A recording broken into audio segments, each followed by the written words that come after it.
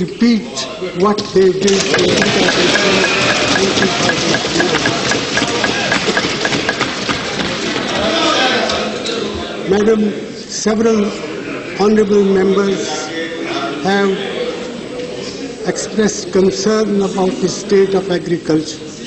I share that concern. Farmers in our country are the most important constituent that the UPA cares for. We have done utmost to give our farmers remunerative prices, and here I make bold to say that the procurement prices of wheat, of rice and other products have been raised in a manner which was never seen ever before in the history of the state.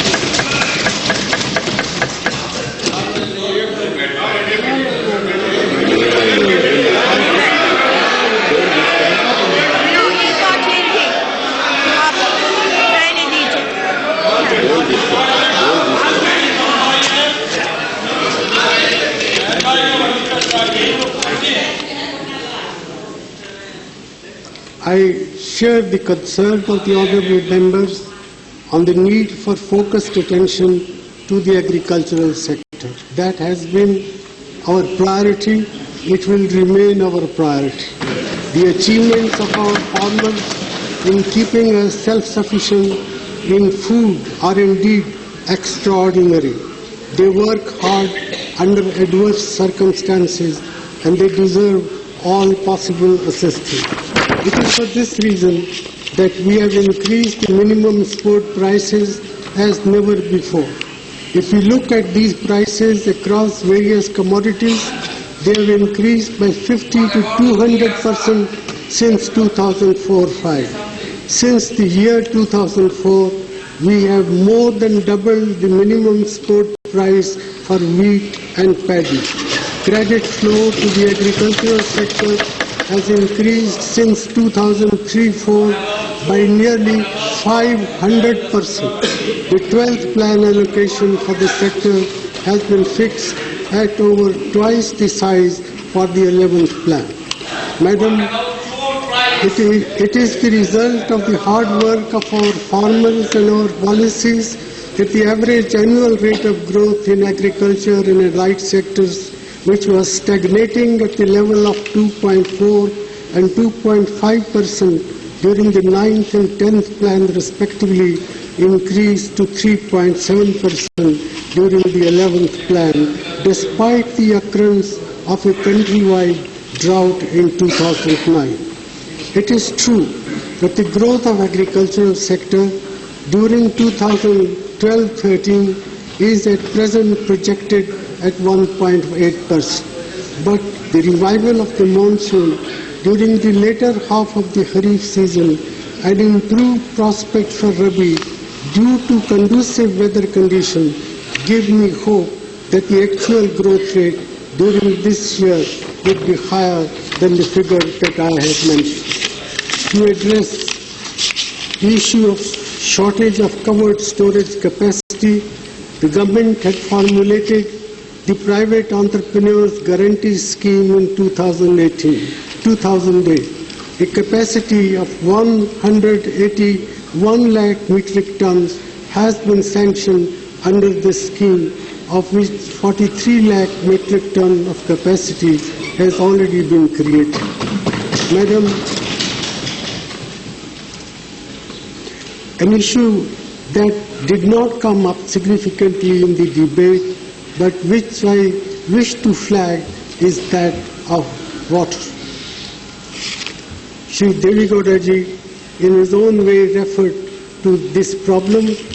I do agree we have a national problem in the distribution of water of the interstate rivers, and I hope that the country would recognize the great importance of dealing with this problem in a holistic perspective. The UPA government recognizes the management of water resources as a major challenge. Srimati Supriya Sule refer to the need to give greater importance to the construction of check dam. We have already decided to modify the accelerated irrigation benefit program to make it more effective and expand the watershed development program during the 12th five-year plan. Apart from agriculture, urban and industrial water demand also needs to be managed more efficiently. Our groundwater resources need to be better preserved.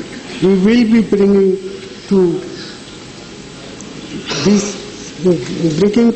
these proposals on a new groundwater law and a national water framework law very shortly.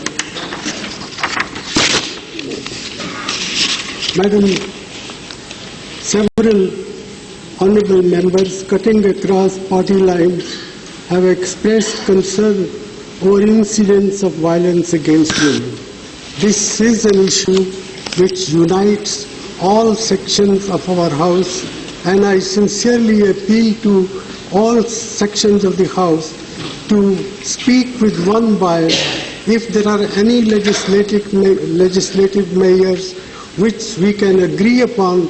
They can be then pushed forward at a much higher speed than is normally done when it comes to legislation through Parliament. I sincerely hope that we will, with one voice, agree to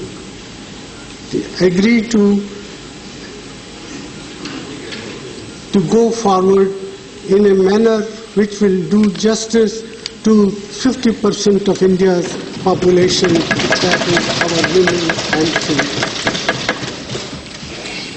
We have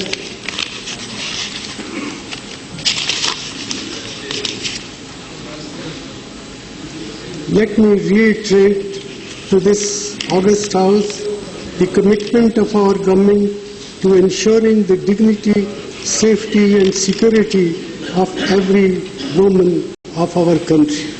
We have adopted a series of measures, legislative, institutional and procedural, which reaffirm the collective responsibility of this government in this direction as more and more women enter public spaces. The government has been prompt in action on the recommendation of the Justice Verma Committee by promulgating an ordinance amending and strengthening the law to deal with crimes of sexual violence against women. I am happy that the Sexual Harassment of Women at Workplace Prevention, Prohibition and Redressal Bill 2012 was passed by Parliament last week. We have a number of schemes in place to provide restorative justice to victims of rape and sexual violence through financial assistance and support services. The National Mission for Empowerment of Women would be implementing one-stop crisis center for providing all necessary services for women, victims, survivors of violence at a public hospital in 100 districts. A new umbrella scheme. There you go. That's the Prime Minister talking in Lok Sabha about the achievements of the UPA government. Also, Prime Minister not being able to resist taking pot shots at the BJP. I can't remember the last time I actually saw him doing that, talking about how the 2004 BJP's campaign of India Shining was a total disaster, how then the following year the BJP decided to field the Iron Man against him, but that was